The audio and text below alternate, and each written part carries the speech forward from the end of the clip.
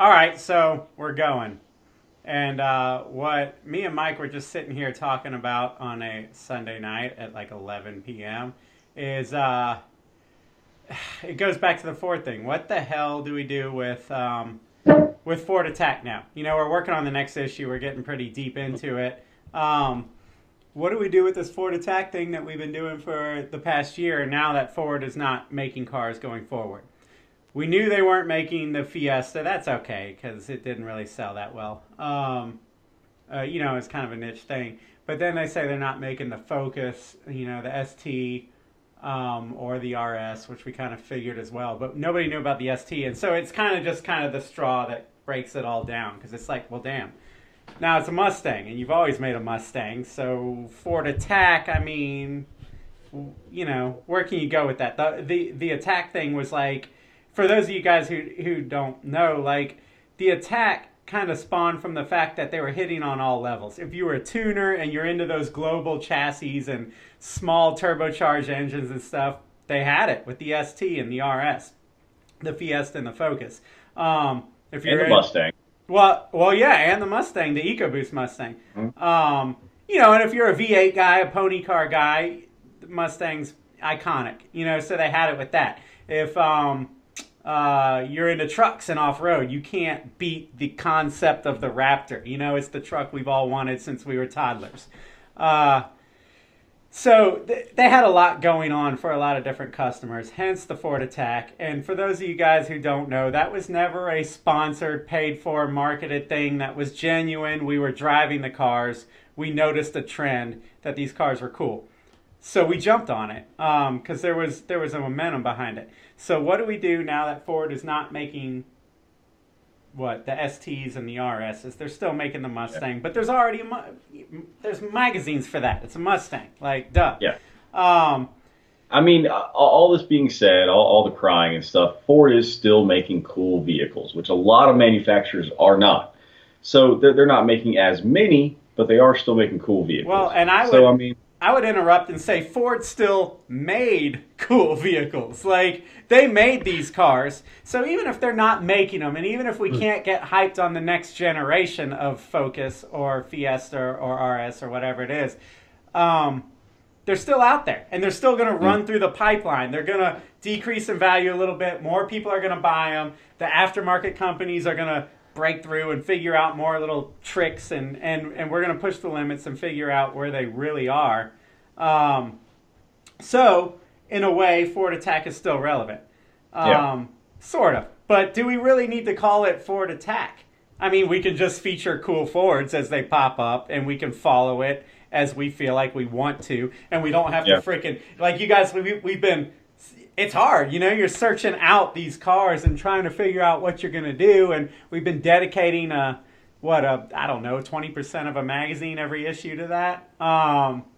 That's the tough part, because we've literally been allocating resources and real estate to this idea. In fact, hell, when we first started this, we almost made an entire new publication strictly for that was the Attack. Concept. Yeah, thank God you talked me out of that. Thank God I talked you out of that. Oh, I'd be losing so much money right now. Mike, the guy in the Brave shirt is the responsible one. I am clearly not. And so I was like, let's go, man. Let's dive in. Ford Attack. Let's start a separate magazine. We'll figure it out. And he was like, pump the brakes, dude. Like, we don't need to necessarily do that right off the bat. So, we've been spending a year, trying to figure out what exactly is there. And it's gotten bigger and bigger every issue dude, that we've done. It's gotten really good.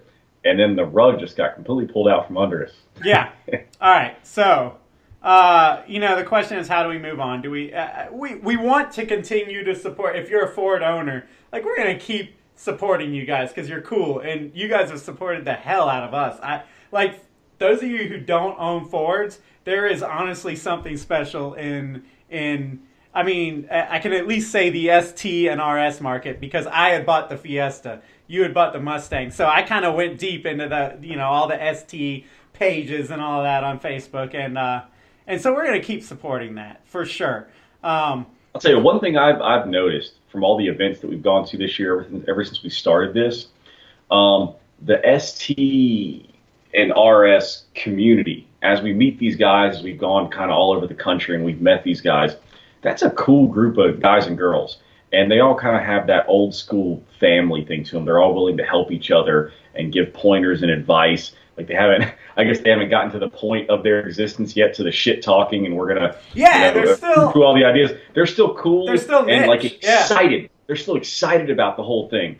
And they're not just doing it to get Instagram likes. Most of them are doing it to actually go fast.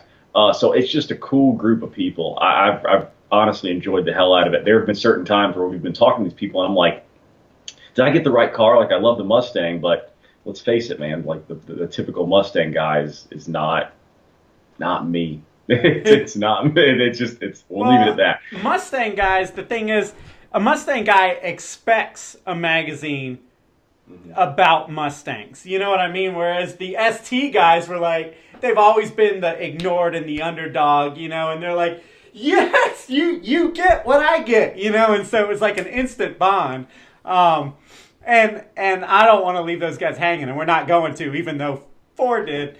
But so Still hear so much anger in your voice. Yeah. So all right. So with regards of what to do, I've been contemplating selling the Fiesta, which my heart does not want to do because I still love the car. I'm still having fun with it. There's still more I want to do to it. How much more, really, though? I want to make it look cool now. Like, I've been, you know, for those of you guys who haven't seen it in the magazine, we put a Borg Warner EFR 6258 turbo on it. Brian from JST tuned it, and the thing frickin' rips. And it's hilarious, and it's bonkers, and you can't drive it normally. It's like the best. It is why we modify hot hatches, like, in a nutshell. The thing is rad. And but you know, it looks fairly, I mean, it's lowered, it's on wheels and everything, but now I want to go like obnoxious, you know, like now I want to make it look silly. Now you want to ruin it before now you I sell want to cut it get and the next ruin project it. car. Yes. So you're going to take a car that has value and give it 0. Yeah. It's just bugging me, man. It needs to be louder, you know? Again, financially responsible idiot. Just so you guys know. Admittedly. What the dynamic is here. Yeah. So anyway, like, I'm torn because I'm a passionate guy by nature. I just, you know, like, my wife always criticizes me because she's like, you force everybody to like what you like, you know, whether it's music or cars or whatever. Like, you just can't, you're always like pounding it in. So, like, part of me feels like, all right, I'm pissed. I need to take a stand. As an enthusiast, when I bought the Fiesta, I didn't just buy a Fiesta. I bought into the Ford movement. You know, I saw something happening. I wanted to be a part of it. I wanted to wave the flag, you know, so I bought the Fiesta. You bought the Mustang. Like, so you guys know, we went out and bought 2 of these cars within a couple of weeks of each other. To do this, and it wasn't like, they're not dollar cars, you know, like, trust me, every month when we pay for them, I'm reminded they're not dollar cars. We're not cool enough to get dollar cars, apparently. So yeah, and so we're not. As a matter of fact, just to be freaking real with you guys, because this does play into the decision making in the year and a half that we've been messing with these Fords and doing Ford Attack. Like, Ford really hadn't given a shit, to be honest. You know, like, I've got a contact at Ford, and he's cool. But aside from that, like, they hadn't gotten behind it. As a matter of fact, we're supposed to be putting a 2-liter EcoBoost with a 2.3 head on a Miata, do a swap into a Miata. And I had approached them, you know, back in February about seeing if they could supply the head. They just now got back and gave me the most generic email 2.5, 3 months, whatever it is now later. So, you know, yeah, I take some of that personally. It's frustrating when you're trying to do something and it's from the heart, and you get no enthusiasm from the brand that you're trying to help. And then you get a response that's just like, well, as you can assume, we get a lot of people that hit us up, and it's like, I mean, just being real, it's like, dude, we're a freaking magazine. We're printing this thing thousands of times, sending it to people's homes. You know, like, what? Really? Like, you can't even respond to an email, and when you do, it's something generic like that, you know? So that's the Ford landscape right now that we're sitting at.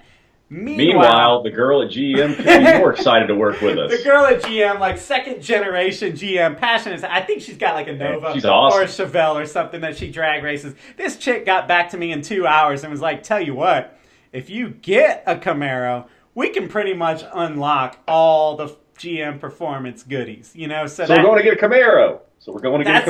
It's like the ultimate tuner thing, because I can go get an SS Camaro, which is not a tuner, I understand that, but I can go get an SS Camaro, and because of GM and the system that they have, the network that they have with their aftermarket stuff, not just me, anybody can go get Z21 suspension, you can get Z01 brakes, you can get heads and cams for your LS3, you can get Z28 aero, like they sell all that stuff. So it's kind of the ultimate tuner, because you buy kind of the base, not that an SS is a base, but you know what I mean? You buy into the V8 base, and then you can modify it as you want. This is all OEM stuff, you know? And but it's not just that. It's the fact that GM is on pulse enough, and they have the enthusiasm into what we're doing, even though we're not the freaking biggest magazine or TV show in the whole freaking planet. Like, they're into the fact that we're into it, and they're willing to support that.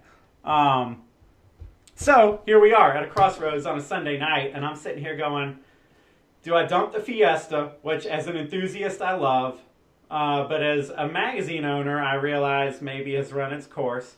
Do I dump it and go where the energy is? Because it's for any of you going sellout, it's not a sellout move. Like, we should follow where the energy is, because part of our job is to show you guys what companies are like in this, you know, what companies get it and which ones are dried up, you know, and so part of me wants to go that route. Part of me wants to keep the, you know, I was talking to Matt from Motorworks, because he called me the day after he heard I was thinking about selling it. Was like, you all right, man? And I'm like, what? He goes, well, did you bump your head? Like, did you see a doctor? And I was like, dude, where are you going? And he was like, why in the hell would you sell the Fiesta, which is such a cool and unique and niche little car, to go get a Camaro, which it's a sheep car. Everybody's got a Camaro. You know, everybody's got a Mustang. And he's like, honestly,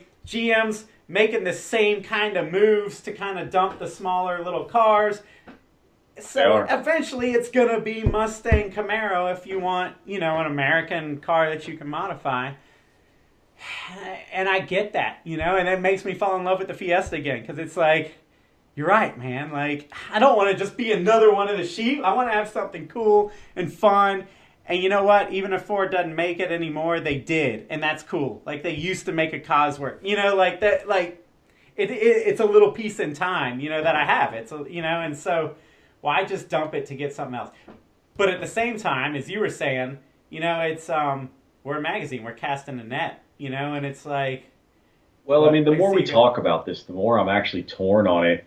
My initial reaction was get rid of that car immediately, get something else to make a statement, and just to kind of move on with our brand. They're rip moving the on Band-Aid with theirs. off. Because I said once I rip that Band-Aid off, I'll be over it. At that point, I'll be like, quick. Ford fucked up, but I don't care. You know, but I'm still emotionally invested in it. Yeah, so it hurts. Yeah. But the part that stops me is the community. What I was talking about earlier with the ST and the RS owners being pretty cool, and what I think we should see more of in this industry, as far as groups of guys and girls tuning and modifying cars. We do need more of that, and there's a lot of these cars that were built and are out there, and that's a lot of platforms that can be modified and a lot of parts that can be sold. A lot of turbo platforms, which means a lot even of turbo more parts, platforms. Yeah. That's the thing. Like, for example, we're giving Ford shit for this, but let's just take Honda for example. If they were to stop building the new Type R, let's say they ran it for 3 or 4 years and they stopped building it, people wouldn't boycott Honda. They would all try to get their hands on that Type R to have it. Right. To have it forever and to modify it, enjoy the hell out of it, because Honda has that heritage with us, with our mindset. Ford doesn't. We got super excited because Ford was making the leap to do it, and it's like they went 9.5 yards. They didn't go the full 10, and they turned around and went the other way. They retreated. Well, hold on, for whatever reason. Hold on to your thought, but let me interrupt because like I just thought of something that they might, people listening might not realize. It's like what we were looking at when we got into the Fords and when we bought them and decided to dedicate a part of the magazine was we saw not only what was happening but where it was going to go, and we were like, dude. Yeah. First of all, they're hitting the market with turbo motors like this that are responding well to mods. Like that's going to be awesome for the aftermarket. Not only that, the Ford Focus ST motor was shared with the like Escape or whatever. So like these motors are, even though they don't seem like they're everywhere, which means they're cheap, which means they're going to be swapped, which is strategically why we got the Miata, and we were like, okay, so we're a year in, we've been featuring the cool Fords and hopefully starting to help that mind shift, what am I trying to say? Whatever, the mindset shift, that Fords aren't weird. And, because, people now, they're like, you talk about a Focus now and people are like, yeah, no, that's cool. Whereas a couple years ago, it was like, nah, it's a Focus, But all that's changing. Yeah. So, like, our next plan of battle was to start showing how these motors can be swapped and swapped affordably. Because if you're paying attention, like, that's why the Honda community is the Honda community. It's because of the swaps and all those swap options and stuff. So that's where we were going. Ford just used to kind of seem, at least in the mind of a normal tuner, at least me, that like they were kind of stuck in the Stone Age a little bit. Like you thought you went and bought your Ford and it came with your pair of jean shorts and the mullet with the car. Yeah. It didn't seem the same. Yeah. Anyway, sorry to interrupt. Go ahead. No. I mean, I interrupted you the first time. Just because I wanted people to realize that we did have that plan. Like as magazine owners, we saw like what was going on and we saw where it could go over 10 years, 15 years, so yeah, I don't know. That's kind of what's frustrating, is because we see a lot of what happened with Honda maybe in the early 2000s where it's like, like you had all the momentum you could ask for, and then you just, change directions or whatever. Yeah, but at that point, by the time that happened, Honda had 10 plus years of making cool cars that we really enjoyed, whereas Ford was like just getting started with it, and our eyes were getting big about the 5-year plan. Holy shit, if they're doing this already, what's the 5-year plan? And then they ripped that freaking rug right out from under us and said, just kidding, guys. Yeah. So it's just a little bit of a buzzkill. Well, I think what you're saying is, when Honda kind of metaphorically ripped the rug out, they already had like 10 or 15 years of cars and momentum. Ford has, 5, if that, 5. Or, you know what I mean? And basically 1 or 2 models. So it's not enough. They ripped the rug out too early, and that's. I think I've said that somewhere. I don't remember if I wrote it or if it was in a podcast, but it like, they don't get the "we tried it and it didn't work" excuse, because you gotta, if you're Ford, and you have Ford's history with enthusiasts and tuners and stuff, you gotta give it more than 5 years. You gotta give it a couple models at least, not one and done. That's not gonna do anything. You wasted your time. Well, this brings me to another point that we were discussing last Friday. I don't know if you remember, but if these guys really want to use the excuse of "we tried it and it didn't sell," where is the marketing for this stuff? When was the last time you saw a commercial, a full page ad, anything for an ST or an RS? Like, where have you seen a commercial for an ST or an RS? And then they say, well, it doesn't work. There's not a market in America. Well, you haven't made one. You know what I mean? Like, you haven't tried. You market an F-150 every damn day of my life, or whatever, an Explorer, an Escape, or oh, my favorite was the "This Is My Fight" song with the new Ford. what was it? Edge. I don't remember. So you're marketing to everybody but tuners, and then you go, well, there's no market here. You create it. You've created the landscape of American car buying habits. So I mean, sure, we take some responsibility, absolutely. Tuners should be putting their money where their mouth is, but you should be trying to help them direct that money. If you're Ford, give it market the car and make some commercials, like make some hype. But anyway, they didn't. And so where we're sitting right now is, I got a Fiesta. It's a cool car on a personal level. Very freaking cool. Like, off the record, I would recommend it to anybody.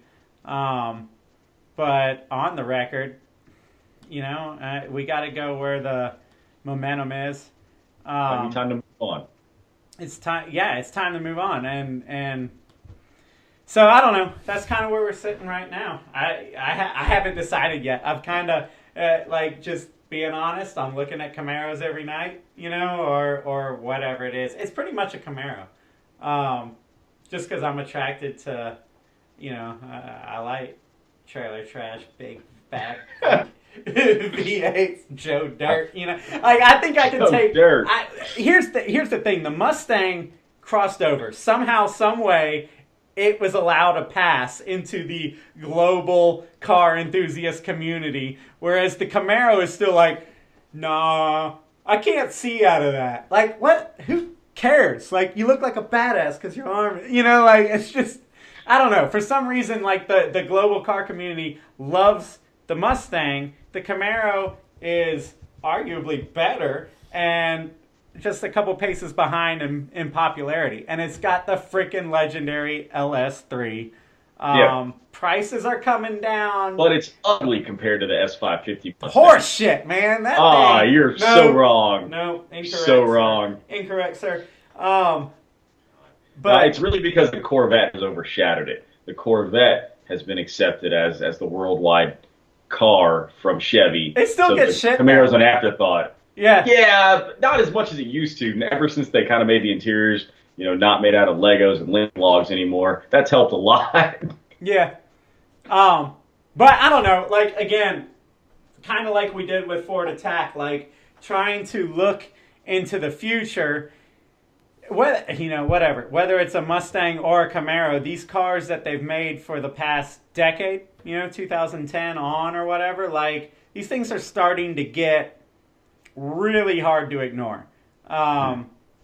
Point being, are you going to buy a, $16,000 Camaro SS with 400 and a half to 500, like 430 horsepower or something like that? Or are you going to buy a 350Z? Nothing against 350Z. It's not a fair fight. It's quickly going to become like, yeah. People hate on Camaros and Mustangs till they get as cheap as the cars that they're buying, and then they're like, "Whoa, hold on a second." Yeah. Like, so I don't know. Looking at as a magazine down the road, I think that these Mustangs and Camaros are gonna hit like a total like born again period. Like, there's gonna be a total different type of customer buying these things, doing different kinds of things to it. So.